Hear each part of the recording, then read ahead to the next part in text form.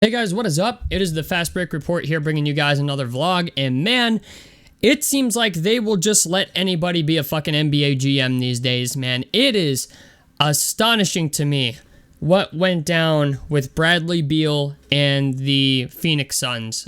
So I want to talk about this because I have a lot of thoughts. I don't know if I'll be able to put them all together on the spot, but it's just the idea. Bradley Beal finally got traded. Bradley Beal got traded to the Phoenix Suns for Chris Paul, Landry Shamet, like a handful of second round picks and a pick swap. Okay, so like, I don't know if that pick swap is like a first round pick swap. I'm assuming it is, but essentially they traded Bradley Beal for Chris Paul, Landry Shamet, 2 or 3 second round picks and a first round pick eventually, and who even knows how well or how good that first round pick is going to be. And I'm just going to be honest, man. A lot of people are heated about the Washington Wizards doing this trade. But the fact of the matter is, man, like, this trade is going to affect the league for years to come. Like, I don't think people understand the validity of this situation and, like, what it means for the rest of the NBA going forward. Like, we may never, ever see a team offer a player a no-trade clause ever again in the history of the league, because of just how bad this trade was. Now, understand, there's a lot of people blaming the Washington Wizards front office for this move, but you can't blame the current regime, okay? You have to blame the previous regime for even doing something this fucking stupid, okay? I understand they wanted to show their loyalty to Bradley Beal, but they were so afraid of losing him that they fucked themselves in the process, okay? They were so afraid to lose Bradley Beal that they were like, we're giving you a no-trade clause, and we're going to pay you $250 million too, because fuck it. And he's not a guy that's a perennial all-star. He's not an all-NBA first-team type of guy or all-NBA second-team type of guy, and that's the type of money they were paying him. You know, he's not a guy that's going to get you to the playoffs by himself, and you know, not for nothing, but when you're a team where your big three is Kyle Kuzma, Kristaps Porzingis, and Bradley Beal, you're probably not going to go very far. Like, you're not even going to make the play-in tournament, apparently. So, the Wizards' previous front office really fucked themselves because they did all this, and the new regime that came in were stuck with a player who's getting paid an astronomical amount of money, who's making more money than guys like Giannis, LeBron, Steph Curry, Kevin Durant, like guys that are significantly better than him. He is making way more money than they are, and he's nowhere near the type of player that they are. He's making more money than Damian Lillard. I mean, like, there's a lot of guys in the league that are significantly better than Bradley Beal who are not getting paid that type of bread. All right. But the thing is, a lot of people want to blame the current Wizards front office, but like, they had no control over the situation. I'm just going to call it what it is. Like, new Wizards brass, okay, had no control over the situation. All they were able to do was call the teams that Bradley Beal was interested in and said, hey, send me a package for Bradley Beal. And all it was Miami and Phoenix. Now, I want to talk about the Phoenix side of this a little bit, but we'll get into that later. But the fact of the matter is, teams sent the Wizards shitty trade offers because they knew that Bradley Beal was the guy who was going to approve the trade. Okay? Like, I said this in a previous video when I talked about this trade, like the idea of Bradley Beal getting traded, that Bradley Beal controls everything. Okay? He controls who he gets traded for, what trade package he gets traded for. Like, I said it before, like, if the Wizards had included, like, DeAndre Ayton in their trade, which I'm sure they did, okay, Bradley Beal rejected it because he wants to play with DeAndre Ayton. And honestly, if you're the Wizards front office, taking CP3 and Landry Shamet and multiple second-round picks and maybe a first-round pick swap down the road is probably not the end of the world for getting rid of a guy who's getting paid $250 million to be a 20-point-per-game scorer. Okay? Like, I would argue that the Wizards front office is probably very happy to actually get off that contract because now they have a shit ton of flexibility. Not only this offseason, but next offseason. okay? You got a lot of guys coming up in free agency next season. I think Jimmy Butler, is a guy that might be up in free agency next year. I know Tyrese Halliburton's a guy that I think is going to be, he'll probably get a contract extension before he ever even hits free agency. But, like, there's guys coming up next year that the Wizards could, if they really wanted to, offer a max deal to. Like, I'm going to make an argument here that in not this offseason, but next offseason, the Wizards will have the most salary cap of any team in the league available. And regardless of what you think of the Wizards, like, yeah, this year is going to suck. Okay, this upcoming season's going to suck more dick than a Filipino hooker for you. But when you go into next year's offseason, no matter what free agent is there, I think even Giannis is a free agent next offseason. Okay, like, the fact of the matter is you will have enough money to go out there and sign anybody you fucking want. Now, I know the Wizards are not a hot destination, but money talks, okay? Money talks to some people. And if they go out there and maybe pay somebody a little more money than they're worth, then who knows? Maybe they'll come to Washington. You know, I'm not saying you gotta pay him $250 million, but it's just the idea, like, you might be able to get some guys that you otherwise maybe wouldn't because now you have so much money available. And, Porzingis is probably going to come back this year. Kuzma's not, okay? We know that.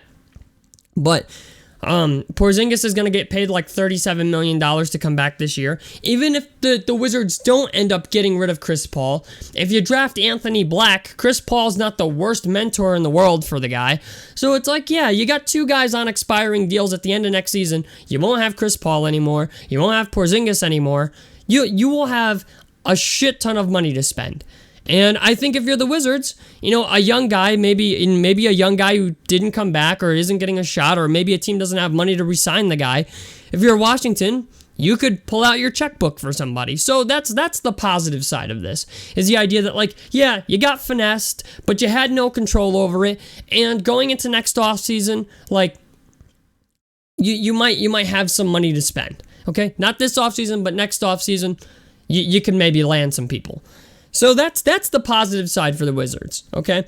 Like, that's the Wizards side of it, is the idea that, like, this will probably never happen again. Like, you'll probably never see a player get another no-trade clause ever. But it's just the idea, like, now you have flexibility where you didn't before. Talking about the Phoenix Suns, I do not like this trade for them at all. I'm going to tell you right now, I don't fucking like it. Because this screams Brooklyn Nets situation to me. Okay? Because Kevin Durant is now back in the same situation that he was in Brooklyn, with two other guys on the team that need the ball in their hand to be effective. Now, Devin Booker has proven himself at this point to be a guy that can play point guard. Do you want him playing point guard is another question entirely. But it's just the idea, like, I don't get me wrong, like, I'm happy that the Phoenix Suns are out there. They're willing to spend money. They're willing to go over into the luxury tax. Like, they're a team, whereas before, with Rob Sarva as their fucking owner, who was afraid to spend money at all, they now have a new owner who does not give a fuck. Okay, to him, money is like $160 million to him is probably like his fucking bar bill. Okay, like, and that's great. I'm glad to see owners that are not afraid to, like, buy into things. But it's just the idea we have seen time and time again, especially this year in the playoffs, that being a well-rounded team matters way more than having star power. Like, we watched the Denver Nuggets practically fucking dog walk the Phoenix Suns in the playoffs this year with Chris Paul, Kevin Durant, Devin Booker, and DeAndre Ayton on their team. Okay? When their obvious issue was they lacked depth against the Denver Nuggets, and they didn't have any fucking defense, and their offensive game plan was fucking horrible. They just took all mid-range jump shots. I get why they did it, but it's just the idea, if you're Phoenix, you now don't have money for anything, okay? Like, I've been seeing comments online that says, like, the Phoenix Suns bench unit next year is going to be a bunch of fucking DoorDash drivers. And yeah, they're right, okay? Like, they don't have money to spend on anything for the bench now. You have two guys on your team who you're now paying significantly more money than they're worth in DeAndre Ayton and Bradley Beal. So, and not for nothing, but you don't have anybody to facilitate, really, other than Devin Booker, which you're hoping he can be a decent facilitator and be a guy that's not a turnover machine. But I really don't think this is going to lead to a championship for them. I don't. I get why it was done, but, like, this would have made way more sense for, like, the Miami Heat, right? A team that's looking to get off of like Kyle Lowry and Tyler Hero, and like at least if you're the Wizards, like you would have gotten Tyler Hero out of it, right? Or Duncan Robinson or something. But once again, Bradley Beal controls that, and he wanted to go to Phoenix. And all Phoenix could offer was Chris Paul and Landry Shamet, and that was the trade he wanted. So as much as you want to blame the Wizards for this, you can blame Bradley Beal as much because he was the guy that controlled what the Wizards got. So it's just the idea, like, Phoenix has a lot of star power now, and there is such a thing as having too much star power. We saw it with the Brooklyn Nets a couple times with like Joe Johnson, Darren Williams, Paul Pierce, Kevin Garnett, right? Like, remember that team, Brook Lopez? They had too much star power, right? We saw it again with the Brooklyn Nets. Too much star power, okay? Too many guys, too many egos, too many guys who want to go out there and score 40 points a fucking game. Phoenix, I think, is going to be in that position again. Because I know Kevin Durant's not taking a back seat. I don't think Devin Booker's taking a back seat. So Bradley Beal's going to have to be the guy, or DeAndre Ayton's going to have to be the guys that take a back seat. And not for nothing, but if you're Phoenix at this point, I almost kind of think you have to trade DeAndre Ayton at this point to add some depth to your roster. Because, like, yeah, there's going to be teams out there that want DeAndre Ayton, but how much they're going to be willing to give is really the interesting part of this. Because, like, DeAndre Ayton's also getting paid a shit ton of money as well. But he's also not exactly worth that amount of money that he's getting paid.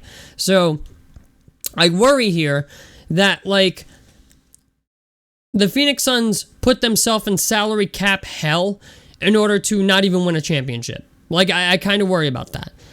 Because, like, you know, when you get into the dog days of the playoffs, you need guys, like, yeah, I'm sorry, but every team needs guys who can play defense. Every team needs guys who can come off the bench and score. Every team needs guys who know their fucking role. And unfortunately, on the Phoenix Suns roster now, you have 4 guys who all need the ball in their hands to be effective. And that normally does not work in most scenarios. You know, like if you're LeBron, right? Like, it's one thing if you're LeBron or Giannis and you're used to passing out to guys and getting them involved. But we're talking a team here where all of these guys are basically isolation players. Except for, like, DeAndre Ayton, really. And DeAndre Ayton also likes to post guys up, shoot post hooks, shit like that. So, I don't know. I don't know what's going to happen here, but this trade I don't think works out for either team.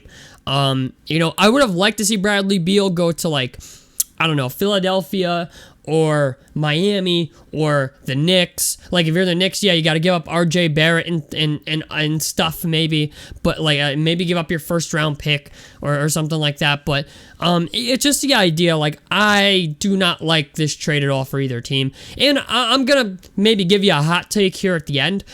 I'm going to argue that the Wizards come out of this better than the Phoenix Suns do.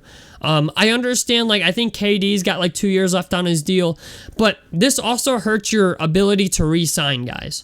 You know, guys are going to be unrestricted free agents, and it's kind of like you're going to be stuck eventually with maybe Bradley Beal and Devin Booker and DeAndre Ayton, and that's it. You won't be able to bring back Kevin Durant. Or you're going to have guys who are going to have to come to Phoenix for fucking nothing. Like, yeah, you might be able to get guys like Thomas O'Brien for nothing. Maybe you can get a couple guys in free agency on vet minimum deals that'll come there, and I'm sure it's going to happen. Like, I'm sure it's going to happen this offseason. But it's just the idea, like, usually when you're in that position, like the Lakers were at one point, where they were paying LeBron and Anthony Davis an astronomical amount of money. Like, when you're in those positions where you have guys that are getting paid a whole shit ton of money and you have no cap space to spend, like, I hate to break it to you, but the quality of players that you can normally get is not the greatest. So usually guys that are past their prime, or guys that are like really not that great anymore, or guys that just never were that great at all. So, like, yeah, you might get some vets, but, like, LeBron tried that. They brought in Carmelo Anthony, Trevor Ariza, Rajon Rondo, you know, Dwight Howard. Like, they tried to get every big name they could on a vet minimum deal, or guys that are, like, a bunch of fucking has-beens, and tried to win that way. So, I don't know, man. I don't like this trade for either team, but I would argue that the Wizards, at the end of the day, might come out of this a lot better than the Phoenix Suns do. Because, like, honestly, as shitty as the trade package was, If you're the Wizards, at least you got off the contract. You know what I'm saying? Now you have way more flexibility than you did before. So, I don't know, man. Tell me what you guys think about this down below in the comment section below. I like, helps me out. Subscribe if you guys want to see more. I'm the Fast Break Report, and I'm out of this motherfucker. Peace, guys.